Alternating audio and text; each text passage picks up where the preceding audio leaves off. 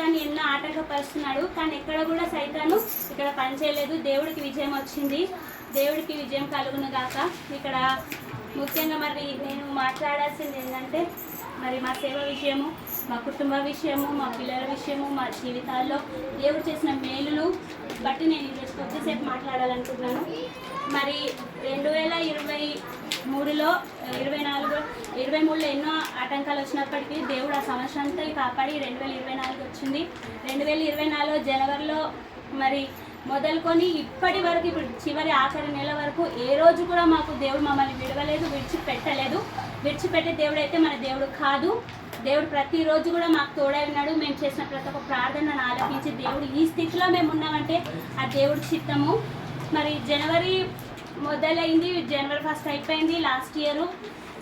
జనవరిలో 15th holidays, Sankranti holidays అయిపోయిన తర్వాత మరి బ్రదరు బెరాకా చర్చికి వెళ్ళాడు. అక్కడికి వెళ్ళి ఒక నెల రోజులు ఉండాలి అన్నప్పుడు నేను అస్సలు వద్దన్నాను.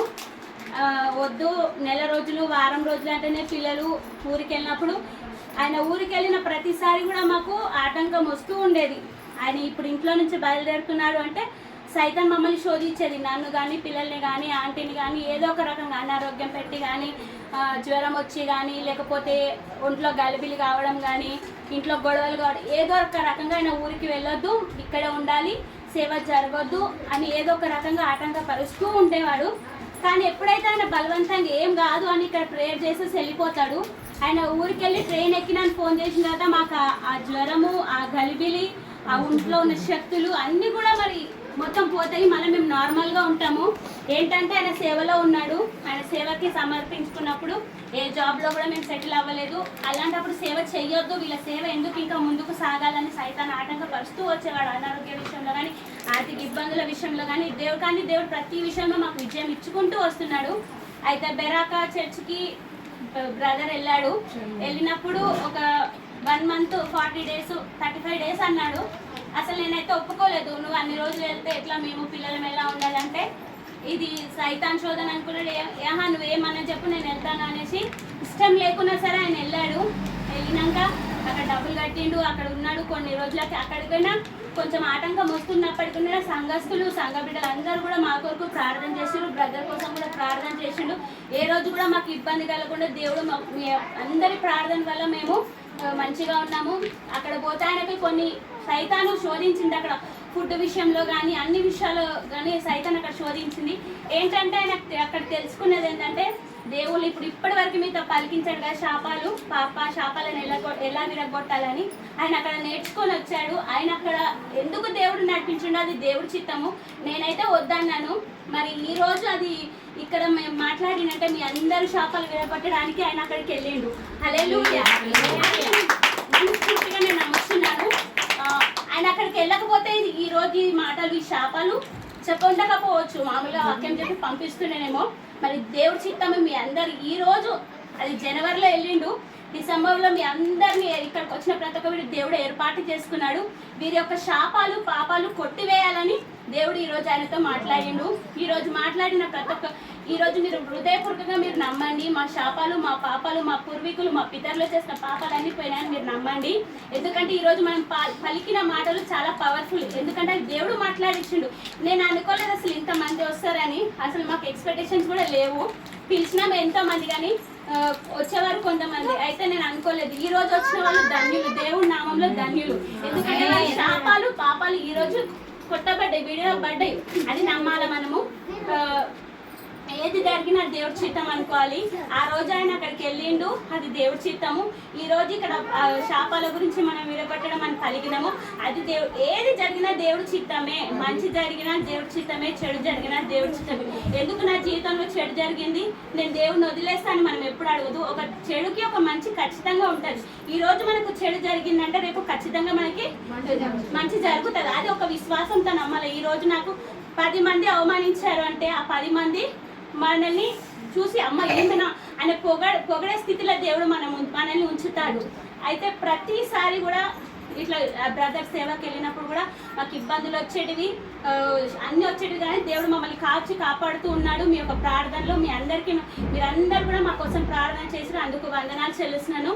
మరొకటి ఏంటంటే ఇప్పటివరకు మొన్న లాస్ట్ ఇయర్ కాదు, ఒక 1 వీక్ కింద నేను ఏమనుకున్నానంటే జనవరి 1కి సాక్ష్యం చెప్పాలి. నేను ఏం సాక్ష్యం చెప్పాలి, అసలు ఈ సంవత్సరం అంతా నేను ఏం చూసినానని నాలో నాకే ఆలోచన వస్తుంది. అసలు ఏం చెప్పాలి, అసలు నేను ఏం అనుకోవాలా, ఖచ్చితంగా జనవరి 1 రోజు సాక్ష్యం చెప్పాలి. సంవత్సరం అంతా దేవుడు ఏ కార్యం చేసిండు అనేది సాక్ష్యం చెప్పాలి. అయితే నేను మొన్ననే అనుకున్నాను నాలో, అసలు నేను ఈ సంవత్సరం అంతా అసలు ఏం చేసినా, నేనేం సాక్ష్యం చెప్పాలా, దేవుడి ముందు నిలబడి నేను ఏం చెప్పాలని నేనే అనుకునేదాన్ని. అయితే ఇప్పుడు ప్రార్థన చేసేటప్పుడు దేవుడు నాకు ఆలోచన ఇచ్చిండు. పోయిన సంవత్సరం జనవరి 1 రోజు నేను అనుకున్నాను, మళ్ళీ వచ్చే జనవరి 1 వరకు నా తల్లి కుటుంబం మొత్తం సన్నిధికి రావాలని ప్రార్థన చేసినాను. దేవుడు నా మొర ఆలకించిన తల్లిదండ్రి కుటుంబం, నా తల్లిని నా అన్నని కుటుంబానికి తీసుకొచ్చిండు. దేవుడు నా ప్రార్థన ఆలకించిండు. అప్పుడు నేను ఒకటి అనుకున్నాను, ఈ సంవత్సరం లోపు నా కుటుంబంలో ఎవరికొక రక్షణ ఇవ్వాలి ప్రభా అనేది, కనీసం సన్నిధికైనా రావాలి అనేది ప్రార్థన చేసుకున్నాను. ఆ రోజు నేను మర్చిపోయినాను. కానీ నేను మర్చినా నా దేవుడు మరవడు. ఈ రోజు నా కుటుంబాన్ని ఇక్కడికి తీసుకొచ్చిండు. అందరూ నా కుటుంబంలో అన్యులు, వాళ్ళలో చాలా కష్టాలు, చాలా బంధకాల్లో ఉన్నారు. మరి నేనైతే జనవరి 1 రోజు ఆ రోజు నైట్ ప్రార్థన చేసుకొని వాగ్దానం తీసుకొని ఒక తీర్మానం తీసుకున్నాను, నా కుటుంబాన్ని సన్నిధికి నడిపించాలని నేను ప్రార్థన చేసినాను. తర్వాత ఎప్పుడు గుర్తుకొస్తే అప్పుడు మా కుటుంబం కోసం ప్రార్థన చేసేదాన్ని. ఎందుకంటే కుటుంబంలో రక్షణ లేదు. ఆ కుటుంబం నుంచి నన్ను ఎన్నుకొని ఈ స్థితిలో ఉంచినాడంటే దేవుని కృప. మరి నన్ను మార్చుకున్నాడు. నేను పరలోక రాజ్యానికి వెళ్తాను, మరి నా కుటుంబం మొత్తం కూడా రావాలి కదా, నాకు ఇచ్చిన బిడ్డలందరూ కూడా రావాలి కదా. వాళ్ళ కొరకు నేను ప్రార్థన చేస్తున్నాను. ఆ కుటుంబంలో మరి నన్నే ఎందుకు ఎంచుకున్నాడు? మాది ఒక అన్యుల కుటుంబము, మా కుటుంబంలో ఎవ్వరు కూడా రక్షణ పొందలేదు. నేను ఒక్కదాన్ని నన్ను ఎన్నుకున్నాడు. నేను అందరి సిస్టర్స్లో నేను చాలా చిన్నదాన్ని. అయితే దేవుడు నన్నే ఎన్నుకున్నాడంటే నా ద్వారా వాళ్ళందరికీ రక్షణ వస్తుందని, నా ద్వారా కుటుంబం మొత్తం మారాలని దేవుడు నన్ను ఎన్నుకున్నాడని నేను ఈరోజు నమ్ముచున్నాను. అయితే లాస్ట్ ఇయర్ ప్రార్థన చేసినాను. మరొకసారి ఏంటంటే మా అన్నయ్య ఇందాక ఇక్కడ కూర్చున్నాడు కదా, ఆయన మా అన్నయ్య, మా చిన్న అన్నయ్య, ఆయనలో చాలా భయంకరమైన సైతాన్ ఉండే. మ్యారేజ్ బిఫోర్, మ్యారేజ్ అవ్వకముందు చాలా సైతాన్ సతాయించేది. ప్రార్థన చేసినప్పుడు మంచిగా అయిపోయాడు. మళ్ళీ ఇప్పుడు మ్యారేజ్ అయినా కూడా నాకు ఒక భారం, ఆ కుటుంబం నుంచి ఎవరినైనా ఒకరిని రక్షణలో నడిపించి, ఎవరినైనా ఒక నీ చిత్తం అయితే, నా సొంతంగా కాదు, దేవుడు నీ చిత్తం అయితే ఎవరినైనా సేవకు ఎన్నుకొని నేను ప్రార్థన ఎప్పటి నుంచో చేస్తున్నాను, మ్యారేజ్ బిఫోర్ నుంచి. అయితే మా చిన్నకి ఫస్ట్ టైం ఒకసారి 3 గంటలకి నేను బ్రదర్ వెళ్ళి ప్రార్థన చేస్తున్నాం. ఉదయం 3 గంటలకి ప్రార్థన చేస్తున్నాం. వాళ్ళ కుటుంబం కోసం కూడా ఆ రోజు అన్నాడు, లేవు మీ ప్రార్థన చేయు అంటే నేను లేచి ఆ రోజు ఏంటో మరి నాకు తెలీదు ఆయనకి ఏమవుతుందని నేను ప్రార్థన చేసినాను. ప్రార్థన చేసిన 10 నిమిషాలకే మా అమ్మ నాకు ఫోన్ చేసి, అన్న ఇట్లా ఊరేసుకున్నాడు, సీరియస్ ఉన్నాడని ఫోన్ చేసింది. మరి అది దేవుడి చిత్తము. నేను ఆయన కొరకు ఇక్కడ ప్రార్థన చేస్తున్నాను. దేవుడు ఆయన నాకు తప్పించిండు. ఆయన ఆ కష్టాల్లో ఉన్నాడు, నువ్వు ఆయన కోసం ఇక్కడ ప్రార్థన చేయని ఆ రోజు దేవుడు నన్ను లేపి ప్రార్థన చెప్పించిండు. నేనైతే ప్రార్థననే చేసినాను. ఆ రోజు ఆయన ఊరేసుకున్నాడు. అంబులెన్స్ వచ్చి గాంధీ హాస్పిటల్కి తీసుకెళ్ళిన తర్వాత అక్కడికి వెళ్ళిన తర్వాత డాక్టర్లు కూడా ఏమనలేదు, మంచిగానే ఉందమ్మా, ఏం పర్లేదు అన్నాడు. నాకైతే ఆ విషయం తెలియదు, ఆయన ఊరేసుకున్న సంగతి తెలియదు, ఏమీ తెలియదు. కానీ నేను ఆ రోజు ఉదయం లేచి ప్రార్థన చేసినాను. ఇక్కడ దేవుడు ఆయనని కాపాడిండు, అదొక విషయము. మరొకసారి ఏంటంటే ఇట్లనే పొద్దున్న లేచి ప్రార్థన చేస్తున్నాను. ఆయనకు అక్కడ ఆటంకం జరుగుతున్నప్పుడు దేవుడు నాకు ఇక్కడ ప్రార్థన చేయమని చెప్తున్నాడు. మొన్న రీసెంట్గా ప్రార్థన చేసిన పొద్దున్న లేచి వారి కొరకు ప్రార్థన చేసినప్పుడు ప్రార్థన చేసి ఉన్నాను. కరెక్ట్ 9 గంటలకి మా బబిత ఫోన్ చేసింది, శ్వేత అన్నకి ఇట్లా హాస్పిటల్కి తీసుకెళ్ళాం, పట్టణం చేరువ హాస్పిటల్కి, గుండెల్లో నొప్పి వస్తుందంట, కాలు చేతులు పడిపోతాయి అంటున్నారు, నువ్వు ప్రార్థన చేయాలని ఆ రోజు ప్రార్థన చేయించుకుంది 9కి. ఆ రోజు పొద్దున కూడా నేను వారి కొరకు నేను ప్రార్థన చేసినాను.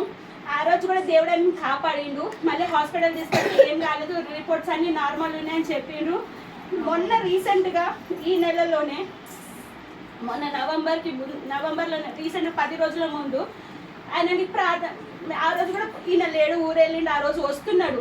నేను 5 గంటల వరకు ఇంటికి వస్తే పొద్దున అన్నప్పుడు నేను 4:30కి లేచినాను. ఆ రోజు 4:30కి లేచి ప్రార్థన, ఈయన వస్తాడు కదా అనేసి లేచి వాష్రూమ్కి వెళ్ళేసి వచ్చి ఇంకా నిద్ర పట్టట్లేదు.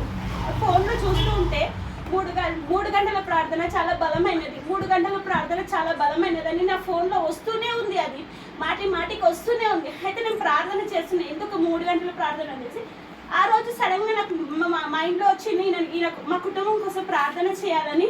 ఆయన కోసం ప్రార్థన చేస్తున్నా, మా కుటుంబం కోసం ప్రార్థన చేస్తున్నప్పుడు దేవుడు ఆ ప్రార్థన చేస్తూనే ఉన్నాను. మా అమ్మ ఫోన్ చేసి అందరినీ మళ్ళీ గాంధీ హాస్పిటల్కి తీసుకెళ్ళారు. ఛాతీలో నొప్పి వచ్చిందంట, గుండెల్లో నొప్పి వస్తుందంట, ఆయాసం అవుతుంది, ఏదో ఒకటి అవుతుంది అని. మళ్ళీ ఆ విషయంలో కూడా నాకు చెప్పినప్పుడు ఆ రోజు ఏడ్చుకుంటూ, దేవా ఆయనకు అక్కడ ఆటంకం కలుగుతుందని నన్ను ఇక్కడ ప్రార్థన చేయమంటున్నావా అని నేను ఆయన కోసం ఆ రోజు ప్రార్థన చేసినాను. హాస్పిటల్కి తీసుకెళ్ళారు, అంబులెన్స్లో తీసుకెళ్ళి అక్కడ డాక్టర్లు అన్నారు, ఏం కాదమ్మా, నీకు ఆయాసం వల్ల అట్లా అవుతుంది, అస్తమా, ఏం ప్రాబ్లం లేదు, అంతా మంచినే అన్నారు. సరే అనేసి ఆ రోజు నేను మాకు వెళ్ళి చూసేసి వచ్చాము. రిపోర్ట్లు అన్నీ నార్మల్గానే ఉన్నాయన్నారు. మళ్ళీ ఇంటికి వచ్చేసినాం. ఇంటికి ఆ రోజు ఆ హాస్పిటల్ నుంచి ఉంచుతారేమో హాస్పిటల్ అని, గాంధీ హాస్పిటల్ అంటే నాకు చాలా భయం. ఎంత భయం అంటే అక్కడ పోయిన వ్యక్తులు మళ్ళీ రాలని నాకు ఒక మైండ్లో ఉండిపోయింది. అలాంటి వ్యక్తిని 3 సార్లు గాంధీ హాస్పిటల్కి 2 సార్లు వెళ్ళినాక దేవుడు క్షేమంగా ఇంటికి తీసుకొచ్చిండు. హల్లెలూయా. ఏంటంటే అక్కడ ఆటంకం జరుగుతుందని దేవుడు నన్ను లేపి ప్రార్థన చేపిస్తున్నాడు. మరి ఆయన పట్ల దేవుడి చిత్తం ఏమైందో నేనైతే మనస్ఫూర్తిగా కోరుకుంటున్నాను. ఆయన రక్షణ పొంది దేవుని యొక్క సేవ చేయాలని నేను ఎప్పటి నుంచి ఒకసారి బాలమని ఆంటీ గారితో కూడా, ఆంటీ ఆయన చేస్తే సేవ చేయాలి, లేకపోతే ఆయన ఉండి వేస్ట్ ఆంటీ అనేసి నేను ఒకసారి చాలా బాధపడ్డా గొడవ అయినప్పుడు. కానీ నేనైతే వారి కొరకు ప్రతిరోజు ప్రార్థన చేస్తాను. నేను ప్రార్థన చేసిన మళ్ళీ రీసెంట్గా మళ్ళీ ఒకసారి మొన్న 4 రోజుల కింద ప్రార్థన చేస్తున్నాను. ఆ రోజు పొద్దున్న నుంచి ప్రార్థన చేసినప్పుడు మా అమ్మ సాయంత్రం ఫోన్ చేసి, అన్నకి ఫిట్స్ వచ్చింది, నువ్వు ప్రార్థన చేయని వాటర్కి ప్రార్థన చేయించుకుంది. ప్రార్థన చేస్తే వాటర్ తాగినాక మంచిగా అయింది. మళ్ళీ నెక్స్ట్ డే ఇట్లా ఒంట్లో నుంచి బాగా చెమటలు గారిపోతున్నాయి అంటే నేను శాంక్షన్ వెళ్ళి చూసి ప్రేయర్ చేసి రిపోర్ట్స్ ఇచ్చాము. అక్కడ హాస్పిటల్ దగ్గర గడ్డ పైన ఒక హాస్పిటల్ ఉందంటే ఆ హాస్పిటల్లో ఏమన్నారంటే, ఈయన 6 నెలల కంటే ఎక్కువ బతకడు, అన్ని ఖరాబ్ అయిపోయి అని అన్నాడు. అంటే నేను చాలా ఏడ్చి ప్రార్థన చేసినాను. నేను శాంక్షన్ వెళ్ళినాము. అక్కడికి వెళ్ళి ప్రార్థన చేసినప్పుడు అసలు ఆ రిపోర్ట్లు అసలు ఏమీ లేదు, అంత నార్మల్గా ఉంది.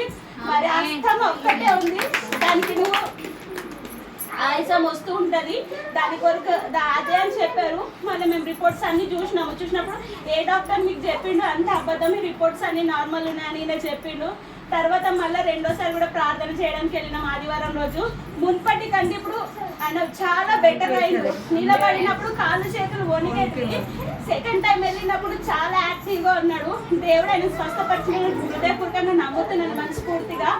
ఏం లేదు, నా ఆశ ఏంటంటే ఆ కుటుంబంలో ఆయన మారాలా, రక్షణ పొందాలా. ఆయన మారితే కుటుంబం మొత్తం రక్షణ పొందుతుంది. దాని కొరకే నేను ప్రార్థన చేస్తున్నాను. మరి ఈ రోజు ఆయన ఇక్కడికి వచ్చిందంటే అది దేవుడి చిత్తం. ఆయన సామాన్యంగా ఇంట్లో నుంచి అసలు ఎక్కడ రాడు, అడుగు కూడా బయటికి పెట్టాడు. అలాంటిది దేవుడు ప్రేయర్ మరి ఈ రోజు ఏర్పాటు చేసుకొని మరి ఆయన ఇక్కడికి వచ్చిందంటే దేవుని కృప, దేవుని యొక్క చిత్తము. మీరందరూ కూడా వారి కుటుంబం కోసం ప్రార్థన చేయండి. వారందరి కుటుంబం రక్షణ పొందాలి, ఇంకా ఆయనకి మంచి ఆరోగ్యం ఉండాలని ఈ చిన్న సాక్ష్యం దేవుడు దీవించును గాక. ఆమేన్.